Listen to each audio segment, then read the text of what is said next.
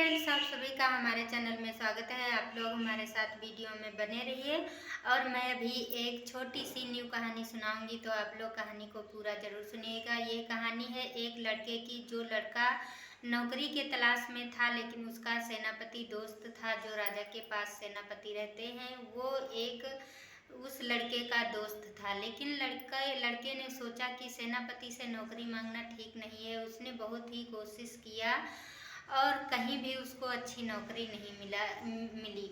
एक दिन लड़के ने सोचा, चलो सेनापति से ही नौकरी के बारे में कुछ बात करते हैं, वो राजा के पास मुझे नौकरी दिला देगा।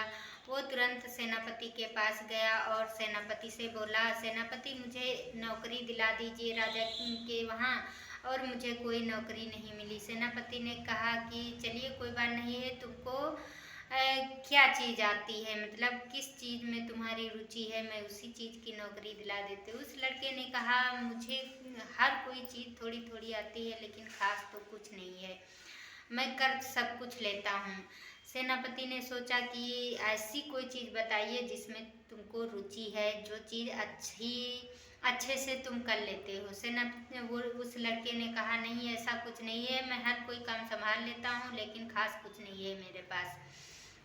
सेनापति ने कहा ठीक है। सेनापति राजा के पास लेके गया और राजा ने जब लड़के को देखा तो राजा ने भी यही सवाल किया कि तुम्हें क्या आता है, अच्छे से क्या काम करना आता है। उस लड़के ने कहा, राजा साहब मेरे पास कोई खास चीज़ नहीं है, मुझे कोई चीज़ खास नहीं आती है और कर भी सब कुछ लेता हूँ। ऐसा कोई काम नहीं जो नहीं कर पाता हूँ, मैं कोशिश करता रहता हूँ हर कोई काम कर लूँ। और तभी राजा ने कहा, ठीक है मैं इस लड़के को रख लेता हूँ। और उस लड़के को कभी भी कुछ काम ही नहीं बताया गया, उसको राज में सिर्फ रखा गया और जो भी हल्का फुल्का काम होता था उस लड़के ने कर लेता था। वो लड़का कर ही लेता था कोई भी काम हो। इसी तरह से एक दिन राजा ने सोचा कि इस लड़के को मैंने नौकरी पे तो रख लिया, लेकिन इससे कोई भी काम नहीं लिया, लेकिन आज मैं इसको काम ही बता देता हूँ। राजा साहब ने अपना जो एक गांव था पहाड़ के पड़ोस में तलहटी में, और उसमें गांव वालों ने राजा से कर्जा ले रखा था। जो लोन था उस गांव वाले ने ले रखा था और उनसे किसी ने कभी वसूलने के लिए कोई गया नहीं था। उस राजा साहब ने सोचा, मैं उसी गांव से जितना भी लोन पड़ा है इस लड़के से मंगवा लेता है। लड़के को बुलाया गया और उसको जो वो कॉपी में लिखा हुआ था जिसके जिसके नाम, उस कॉपी को उस लड़के को पकड़ा दिया गया और कहा गया कि जाइए तुम उस गांव से कर्जा इतना पड़ा है हर लोगों के पास और अभी लेकर के आइए, राजा ने ऐसा आदेश दिया। उस लड़के ने कहा ठीक है, और सैनिकों ने कहा ठीक, तुम्हारे लिए घोड़ा तैयार है, आप जाइए। तो लड़के ने कहा कि राजा साहब आप बताइए कि आपके लिए ऐसी कौन सी चीज़ लानी है जो आपने कभी देखा ना हो। राजा साहब ने कहा, चलिए तू एक बार महल में जा कर के घूम लो और जो ऐसी चीज़ हो जो महल में ना हो वही चीज़ ले आना है। लड़के ने कहा ठीक है। राजा हंसने लगे और वो लड़का वहाँ से तैयार होकर के उसी गांव में पहुँचा और सारे गांव वालों को बुलाया और वो लिस्ट जो थी उसके हाथ में, वो लिस्ट लेकर के वहाँ खड़ा हो गया और एक एक करके हर किसी इंसान का नाम बोलने लगा और कहने लगा, तुम्हारे पास इतना कर्जा, इतना कर्जा, इतना। सारे गांव वाले बेचारे मुंह लटकाए खड़े हुए थे, क्योंकि गांव वालों के पास पैसा नहीं था देने के लिए। वो बहुत ही शर्मिंदा हो गए, उनको ये नहीं पता था कि राजा साहब लोन चुकाने आएंगे। वो बहुत ही परेशान थे, उनके पास बिल्कुल भी पैसा नहीं था, फसल भी अच्छी नहीं हुई थी, वो कुछ नहीं बोल रहे थे। लड़का समझ गया कि इन लोगों के पास पैसा नहीं है देने के लिए। और ठंडी का मौसम था, अलाव जल रहा था। लड़के ने कहा, ठीक है कोई बात नहीं है, तुम लोग चिंता मत करो, तुम लोगों को बिल्कुल भी अब इस लोन को चुकाना ही नहीं पड़ेगा और अब ये समझ लो राजा को कुछ भी पैसा नहीं देना पड़ेगा। गांव वालों ने कुछ खुश हुए, लेकिन तब भी वो अपने मन में दुखी थे। वो सोचने लगे कि ये लिस्ट जो बनी हुई रखी है, ये जाकर के जब ये लड़का राजा को फिर से पकड़ाएगा, कोई दूसरा आएगा कर्ज वसूलने के लिए और हम लोगों को पैसा तो चुकाना ही पड़ेगा। उन लोगों ने ऐसा सोच ही रखा था। तब तक एक लोगों ने कहा कि भाई जो ये लिस्ट है इसमें तो हम लोगों के नाम लिखे हैं, तो ये राजा को आप दोगे तो फिर से राजा किसी को भेजेगा, और आप कह रहे हो पैसा नहीं देना पड़ेगा। उस लड़के ने कहा तुम बिल्कुल चिंता मत करो। वो उस लिस्ट को उठाया और आग में जला दिया तुरंत। तब सब गांव के लोगों ने देख करके बहुत खुश हुए और कहने लगे अरे यार तुम तो बहुत अच्छे हो, और उसका बहुत स्वागत किया और बहुत ही दुआएं दी, सम्मान किया राजा का भी।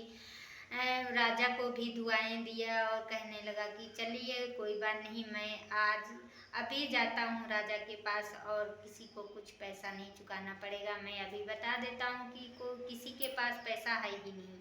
वो लड़का तुरंत वापस आया, राजा के पास पहुंचा। राजा जी ने कहा कि चल पैसे वसूल लाए। लड़के ने कहा नहीं राजा साहब, उन लोगों के पास कोई भी पैसा देने के लिए उनके पास कुछ पैसा ही नहीं है, वो लोन नहीं चुका सकते हैं, वो लोग गरीब हैं, उनके पास कुछ भी नहीं है। राजा ने कहा, राजा सीधा था, उसने कुछ नहीं बोला और कहने लगा चलिए ठीक है मैं कुछ कोशिश करूँगा। और वो लड़का कहने लगा राजा साहब जो मैंने कहा था कि मैं आपके लिए ऐसी चीज़ लाऊंगा जो आपके राजमहल में नहीं है। राजा ने कहा कि कौन सी ऐसी चीज़ नहीं है, बताइए, राजमहल में तो ऐसी कोई चीज़ ही नहीं है जो नहीं हो सकती है। उस लड़के ने कहा कि राजा साहब मैं आपके लिए प्यार लाया हूँ और दुआएं लाया हूँ जो राजमहल में बिल्कुल भी नहीं है।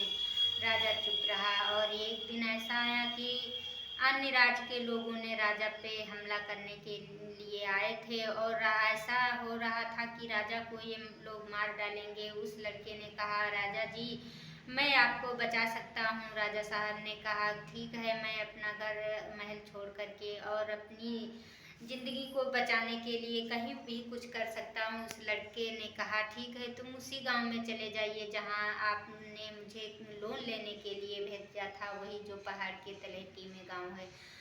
वो राजा और उस लड़के ने तुरंत उस गांव में आ गए और वहाँ जैसे ही उस लड़के को सभी लोगों ने देखा और राजा को देखा, उनके स्वागत के लिए तैयार होकर के सभी ने राजा का स्वागत किया और सुरक्षित रूप से उस गांव में राजा को रखा गया। इसके बाद जब सारा युद्ध समाप्त हो गया और राजा फिर राजमहल में आया तो उस लड़के को बहुत धन्यवाद दिया और कहने लगा कि हम आपकी सभी ये जितनी सभी कार्यों के लिए आप पर खुश हूँ, आप मांगना चाहते हो क्या मांगिए। और मैंने तो कभी सोचा नहीं, तो पैसे के साथ साथ में प्यार भी कमाया जा सकता है। दुआएं जो होती हैं पता नहीं कब किसको लग जाएं, और इन गरीबों की दुआएं मेरे पर लग गई। आपने तो बहुत अच्छी शिक्षा दिया। उस लड़के का सम्मान किया, राजा बहुत खुश हुआ और उस लड़के की वजह से राजा की जान बची। तो इस कहानी से हमें ये सीख मिलती है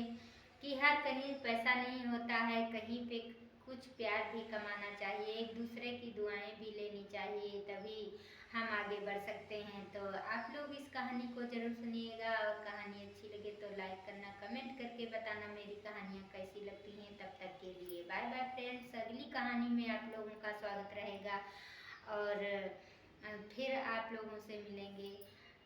बाय।